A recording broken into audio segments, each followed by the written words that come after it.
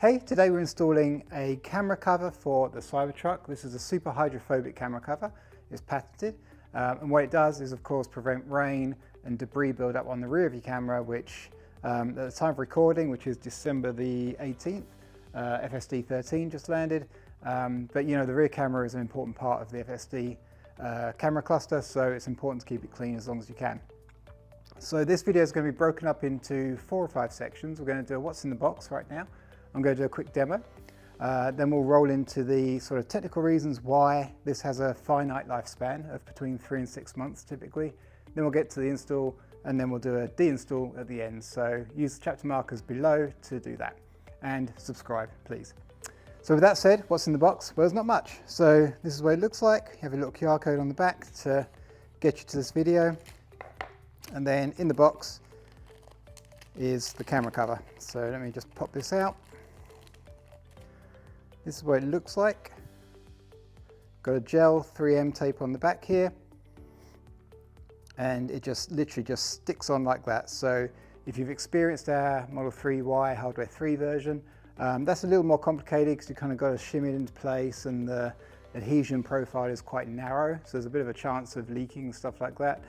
This is a lot more straightforward. It's a nice flat plane. One of the beauties of working with a big angular truck is you've got these opportunities to make life real easy. So that's what we're going to do.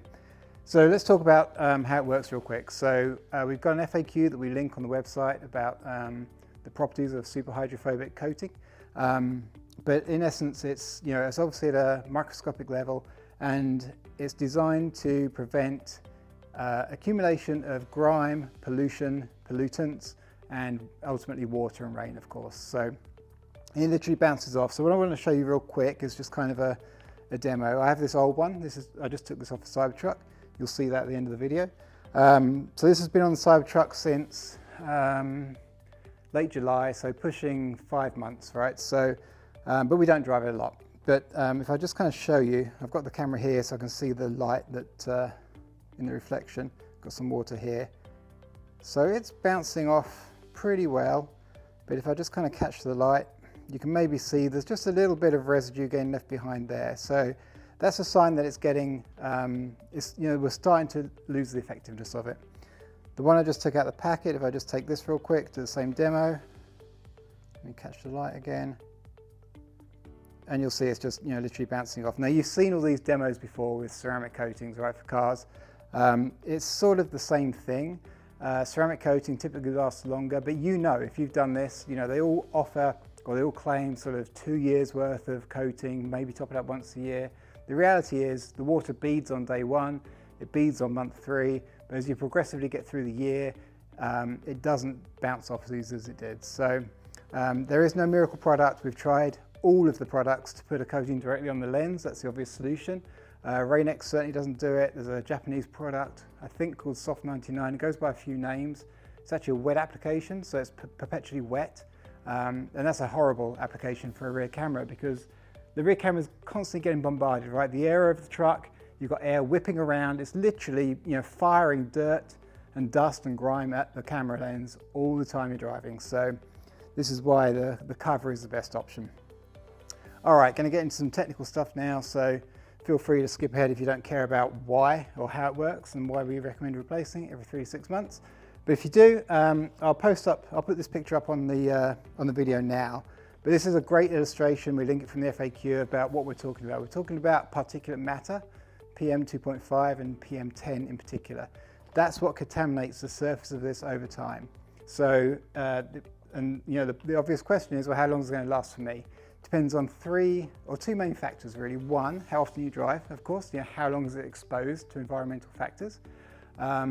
But also, more importantly, where do you live?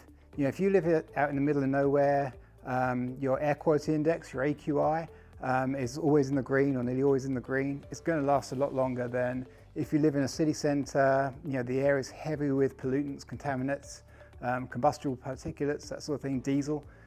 All that adds to it, right? That makes the AQI go up, so you're sort of in the yellows, the oranges, the reds, and that's what eventually will break down the surface of this. So TLDR, if you live in a nice clean atmosphere, expect nearer 6 months, and if you drive average miles. If you live in the middle of a city that's typically fairly smoggy, then expect closer to 3 to 4 months. But you'll know, it doesn't fall off a cliff. It just progressively gets worse. And that's why on the website we offer a subscription. You save 20% if you subscribe. I literally just set this up last night, so it may change in the next few weeks, but it lets you manage it. You can skip, you can easily cancel. You don't have to call us or you don't have to text us. Just, you know, it's all self-service. You get a link, it's very easy. So we do recommend trading it out, you know, as the effectiveness wears off. Now in some places, kind of here, you know, it's been very dry.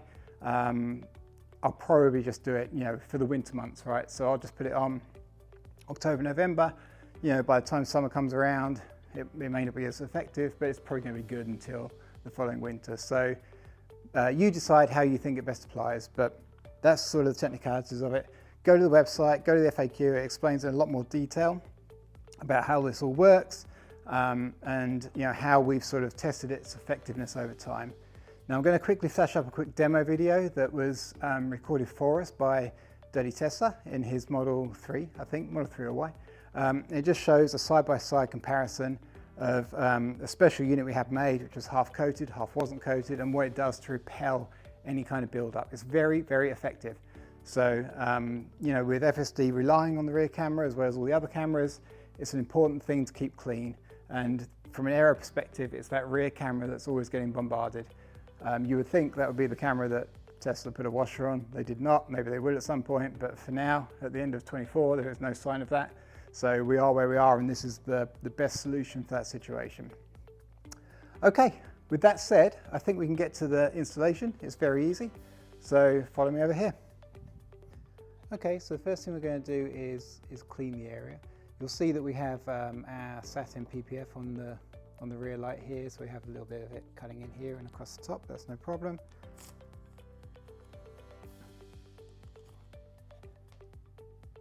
I'm just going to clean all of the flat surface area around the camera, and of course the lens itself, right, because we're going to be sealing the lens in, so we want to make sure it's crystal clear before we cover it up.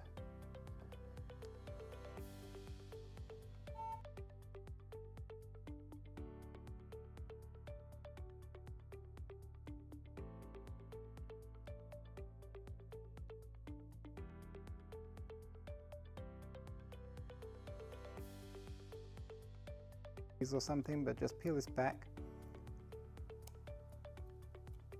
like so. This is very sticky. This is 3M gel adhesive, so you just want to kind of get your positioning exactly right, hold it like this, and then we're using the sort of the arch of the camera housing to line it up.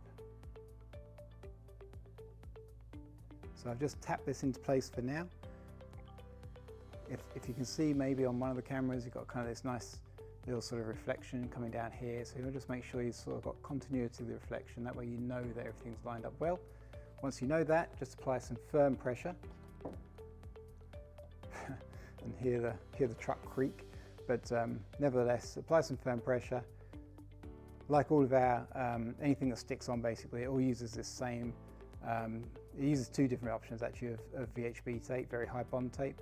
But it's automotive class and it is pressure activated, it's also heat activated. So I'm installing this inside, obviously. If you get the opportunity to do that, that's great, do that. If you find that you have to install it when it's a bit cooler, please try and do it when it's at least 50 degrees Fahrenheit, 15 Celsius. That'll help activate the heat. If you just cannot do that, heat up the area before you apply it with a hairdryer or a heat gun on a low setting, and that'll just help kind of just get things moving along and make sure the adhesive is there. But now it's on, you can see that's on super tight. The next segment of this video will be removing this. Okay, you've seen how to install the camera cover. Now we're going to go ahead and remove it. So all you really need is, I'm going to use a heat gun just to soften up the adhesive. And then I've got this kind of rigid squeegee, but a credit card or anything will do. Obviously nothing metal, so you just want to use something plastic, but all I'm going to do is heat it up real quick.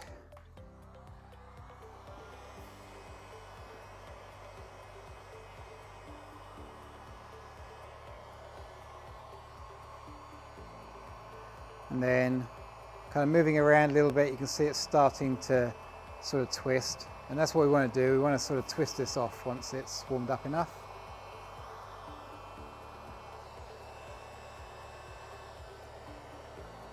Getting there, getting there. Okay, put the heat gun down. Use a bit more force, 2 hands, just to kind of rotate it off like that. So you can see most of it came off clean. Any remaining adhesive, it's using this gel adhesive, so you should just roll off with your thumb basically. And then we can go ahead and just reinstall, obviously, with a quick wipe with an alcohol swab or wipe, and then we're good to go. Thank you for watching.